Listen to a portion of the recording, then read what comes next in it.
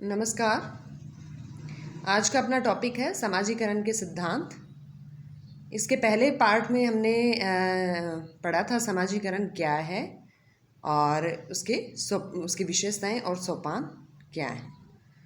आज के चैप्टर में हम पढ़ेंगे, आज के टॉपिक में समाजीकरण के सिद्धांत, उससे संबंधित जो अवधारणाएं हैं, अभिकरण हैं, उनके बारे में। तो सबसे पहले हम समाजीकरण के सिद्धांत पढ़ते हैं। तो सबसे पहले जो है, मुख्य रूप से समाजीकरण के 3 सिद्धांत हैं। कुले का सिद्धांत, जिसे आत्म दर्पण दर्शन सिद्धांत भी कहा जाता है। सेकंड, मीड का सिद्धांत, और थर्ड है फ्राइड का सिद्धांत। तो फर्स्ट है कुले का सिद्धांत। अमेरिकन समाजशास्त्री कुले ने अपनी पुस्तक human nature and the social order में अपने समाजीकरण संबंधी सिद्धांत को प्रस्तुत किया है। उनका सिद्धांत जो है वो आत्मदर्पण दर्शन सिद्धांत के नाम से भी क्या है, जाना जाता है। इसमें जो है कुले ने आत्मदर्पण दर्शन प्रक्रिया जो ये है, इसके 3 चरणों का उन्होंने एक तरह से उल्लेख किया है इस सिद्धांत में, अपने सिद्धांत में। तो उन्होंने बताया है कि जैसे प्रथम है कि भी व्यक्ति है वो ये सोचता है कि दूसरे उसके बारे में क्या सोचते हैं। सेकंड है, दूसरों के निर्णय के आधार पर वह स्वयं अपने बारे में क्या सोचता है। थर्ड, मैं अपने बारे में सोचकर अपने को कैसा मानता हूँ, महसूस करता हूँ, गर्व अनुभव करता हूँ या ग्लानि अनुभव करता हूँ। इन तीनों बातों को स्पष्ट करने के लिए हॉर्टन हर्ट ने एक उदाहरण दिया है कि मान लीजिए आप एक कमरे में प्रवेश करते हैं जहाँ कुछ व्यक्ति एक समूह में परस्पर बातें कर रहे हैं। आपके आते हुए बहाना बनाकर वहाँ से चले जाते हैं, और ऐसा कई बार होता है, तो आपको अपने बारे में हीनता की भावना महसूस होगी। इसके विपरीत आपके कमरे में प्रवेश करने पर सभी व्यक्ति आपको घेर लेते हैं और आपसे चर्चा करना चाहते हैं, तो आपको गर्व महसूस होगा। इस प्रकार दूसरे व्यक्ति हमारे प्रति जिस प्रकार की प्रतिक्रिया व्यक्त करते हैं, हम अपने बारे में क्या है, वैसी ही धारणा बनाते हैं। इस प्रकार जो कुले हैं उनके अनुसार व्यक्ति का दूसरों से संपर्क होने से ही क्या स्वयं का निर्माण होता है, कि समाजीकरण का प्रमुख आधार है। स्वयं के निर्माण के आधार पर ही व्यक्ति अपना क्या है, मूल्यांकन करता है, वह अपने को हीन या क्या है, श्रेष्ठ समझता है। ये है कुले का आत्मदर्पण दर्शन का सिद्धांत। सेकंड है मीड का सिद्धांत, जिसको उन्होंने अपने माइंड, सेल्फ एंड सोसाइटी नामक अपनी कृति में स्पष्ट किया है। स्वयं मीड ये मानते हैं कि व्यक्ति समाज का निर्माता है, जिसमें दिमाग और स्व होता है। स्व मौलिक रूप से क्या एक सामाजिक संरचना है, और ये सामाजिक अनुभवों के कारण ही क्या पैदा होती है। वह स्व के जन्म के बाद ही व्यक्ति क्या सामाजिक अनुभव करता है। मीड के अनुसार जिसके द्वारा स्व का विकास होता है, और व्यक्ति जब दूसरों के विचारों को ग्रहण करता है, तो उसमें क्या है, जो है एक समाज के माध्यम से वो क्या है, एक अपने अंदर स्व का निर्माण कर पाता है। तो जन्म के समय जैसे बच्चा एक जैविकी व्यक्ति होता है, जिसमें बुद्धि का अभाव होता है, अथवा आंतरिक प्रेरणाओं से प्रेरित होकर ही क्या क्रियाएं करता है।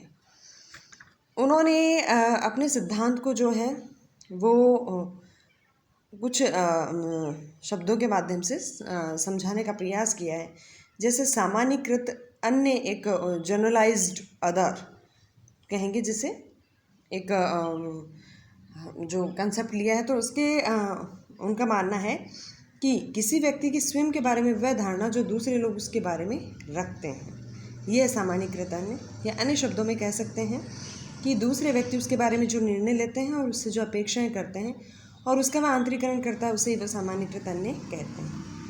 एक उन्होंने मैं और मुझे शब्दों का प्रयोग करते हुए अपने सिद्धांत को स्पष्ट करने का प्रयास किया है कि मैं का अर्थ व्यक्ति द्वारा दूसरों के प्रति किए जाने वाले व्यवहार से है, तथा मुझे का अर्थ व्यक्ति द्वारा किए गए व्यवहार पर दूसरों की प्रतिक्रिया, जिसके द्वारा व्यक्ति आंतरिकृत करता है। मैं और मुझे में अंतःक्रिया के कारण ही व्यक्ति के स्व का क्या है, विकास होता है।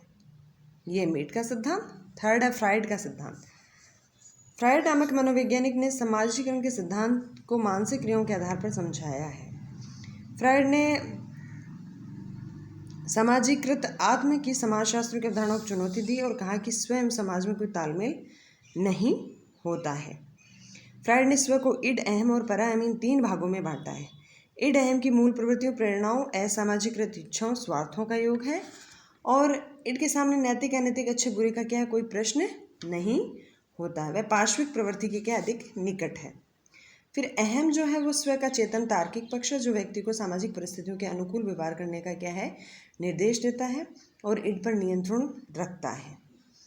तीसरा परायण, सामाजिक मूल्य आदर्शों का क्या है, ये संयोग है जिसे व्यक्ति ने आत्मसात कर रखा है और जो उसके अंतरात्मा का निर्माण करते हैं।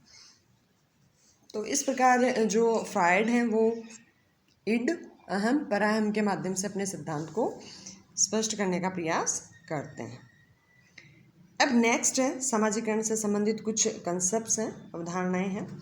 फर्स्ट है नकारात्मक सामाजिकरण। नकारात्मक सामाजिकरण का तात्पर्य समाज सम्मत व्यवहारों, सामाजिक मूल्यों, आदर्शों, प्रतिमानों को सीखने से। किंतु कई बार व्यक्ति समाज द्वारा अस्वीकृत व्यवहारों को भी सीखता है, उसे क्या है, नकारात्मक सामाजिकरण कहते हैं। जैसे उदाहरण के लिए एक बच्चा चोरी करना, गाली देना, आज्ञा का उल्लंघन करना, कानून की अवहेलना करना सीखता है तो उसे हम समाज विरोधी करार देते हैं। यही नकारात्मक सामाजिकरण कहलाता है। सेकंड है विसमाजीकरण। विसमाजीकरण का तात्पर्य है पहले से सीखे हुए व्यवहारों को भुला देना, अर्थात व्यक्ति का पहले जो समाजीकरण हुआ है उसे समाप्त कर देना। उदाहरण के लिए एक व्यक्ति चोरी व अपराध करने में संलग्न हो जाता है, कक्षा से भागने की प्रवृत्ति सीखता है, तो उसे इन बुरी आदतों को छोड़ने को कहा जाता है, ठीक है। और व्यक्ति जो है वो उन्हें छोड़ देता है, तो इसे विसमाजीकरण कहते हैं। थर्ड है पुनर्समाजीकरण। पुनर्समाजीकरण का कार्य विसमाजीकरण के बाद ही संभव है। किसी व्यक्ति द्वारा पहले सीखे गए व्यवहार को भुलाकर उसे नए व्यवहार सिखाना ही क्या है, पुनर्समाजीकरण कहलाता है। फिर है पूर्वाभासी समाजीकरण। भविष्य में जो स्थिति आने वाली है उसके लिए पहले से अभ्यास या तैयारी करना या उन व्यवहारों को सीखना ही क्या है, पूर्वाभासी समाजीकरण कहलाता है। उदाहरण के लिए जैसे यदि एक व्यक्ति पति, पिता, अफसर आदि बनने से पूर्व उनसे संबंधित व्यवहारों को सीखता है तो वो क्या, पूर्वाभासी समाजीकरण की स्थिति कहलाती है या उसे ही क्या, पूर्वाभासी समाजीकरण कहते हैं। अब है समाजीकरण के प्रमुख अभिकरण। प्रमुख कह सकते हो, साधन कह सकते हो, या संस्थाएं कह सकते हो।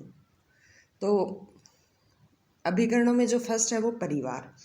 समाजीकरण करने वाली संस्थाओं परिवार सर्वाधिक महत्वपूर्ण होता है, क्योंकि बालक परिवार में ही जन्म लेता है और सर्वप्रथम परिवार के सदस्यों के संपर्क में आता है। परिवार में बच्चे को क्या है, उसको मतलब बड़ों के प्रति मान सम्मान जो है वो चीज़ सिखाई जाती है। ईमानदारी से जीवन जीना सिखाया जाता है कि भी किस तरह से जो है समाज में हमें रहना चाहिए, वो चीज़ सिखाई जाती है। इस प्रकार से परिवार में छोटी एवं बड़ी सभी आयु के व्यक्ति होते हैं और बड़े छोटों के प्रति अधिकारों, छोटे बड़ों के प्रति कर्तव्यों का निर्वहन करते हैं, जिसे बच्चा भी क्या है, ग्रहण करता है। परिवार का सहयोग एवं भावात्मक पर्यावरण बच्चे के व्यक्तित्व निर्माण में क्या महत्वपूर्ण भूमिका अदा करता है और इसीलिए परिवार शिशु की क्या प्रथम पाठशाला कहलाता है। बच्चा क्या है, परिवार का ही प्रतिरूप होता है। सेकंड है क्रीड़ा समूह। समाजीकरण की दृष्टि से बच्चे के लिए मित्रों का समूह है अथवा खेल समूह एक महत्वपूर्ण प्राथमिक समूह है। परिवार के बाद वह अपने हमजोलियों, खेल के साथियों के संपर्क में आता है तो उसके हम उम्र होते हैं, ये लोग उसे अपनी परिस्थिति, वर्ग के मूल्यों से परिचित कराते हैं। खेल समूह में बच्चा क्या, खेल के नियमों का पालन करना सीखता है। और अन्य समूह की भांति क्रीड़ा समूह भी जो क्या है, पुरस्कार एवं दंड के द्वारा अपने सदस्यों के व्यवहार को स्वीकृत एवं अस्वीकृत करता है। थर्ड है पड़ोस। पड़ोस का भी बच्चे के समाजीकरण में महत्वपूर्ण योगदान होता है।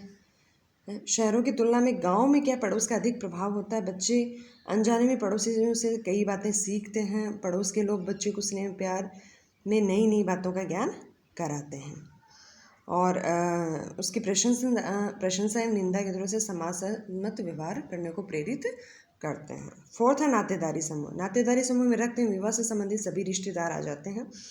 जिसमें भाई बहन, पति पत्नी, साले साली, सास ससुर आदि के संपर्क में आने से व्यक्ति क्या कुछ न कुछ नया सीखता है।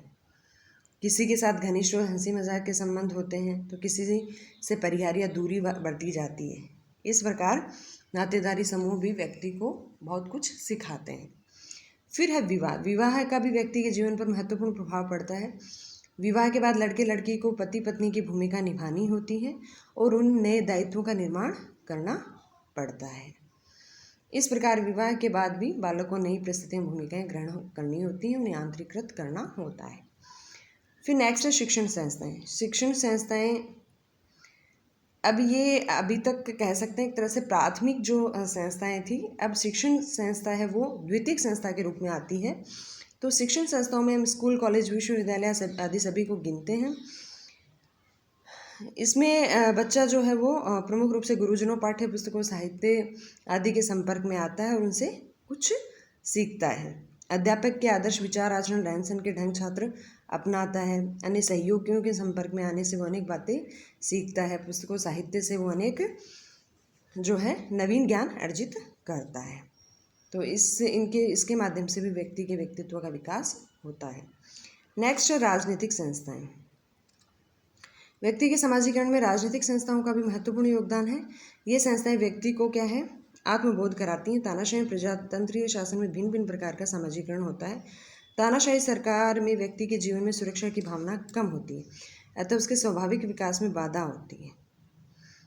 प्रजातंत्रीय जो सरकार होती है वो लोगों की भलाई, शिक्षा एवं कल्याण से जुड़ी होती हैं और इसमें व्यक्ति के व्यक्तित्व के निर्माण के लिए क्या सुअवसर आसानी से प्राप्त होते हैं। नेक्स्ट है आर्थिक संस्थाएं। आर्थिक संस्थाएं व्यक्ति को जीवन यापन के लिए समर्थ बनाती हैं। उसके द्वारा हम सीखते हैं कि बाजार, बैंक, दुकान में किस प्रकार से व्यवहार करें। ये संस्थाएं व्यक्ति को व्यावसायिक संघों से परिचित कराती हैं और व्यक्ति में सहयोग, प्रतिस्पर्धा, समायोजन के भाव पैदा करती हैं। नेक्स्ट है सांस्कृतिक संस्थाएं। व्यक्ति के जीवन धार्मिक संस्थाएं। व्यक्ति के जीवन पर धर्म का गहरा प्रभाव होता है। ईश्वरीय भय, श्रद्धा के कारण वह नैतिकता तथा अन्य गुणों को ग्रहण करता है। व्यक्ति में पवित्रता, न्यायशक्ति, सच्चरित्रता, दया, ईमानदारी आदि गुणों का विकास करने में धर्म प्रमुख भूमिका निभाता है। नेक्स्ट है सांस्कृतिक संस्थाएं। आधुनिक समाज में अनेक सांस्कृतिक संस्थाएं, संगीत अकादमी, नाटक मंडली, कवि सम्मेलन, क्लब आदि व्यक्ति के व्यक्तित्व में योगदान देते हैं और ये संस्थाएं व्यक्ति को अपनी संस्कृति से क्या परिचित कराते हैं। इससे भी क्या है व्यक्ति के व्यक्तित्व का विकास होता है। लास्ट है व्यवसाय समूह। व्यक्ति जिस व्यवसाय में लगा होता है उसके मूल्यों को भी ग्रहण करता है।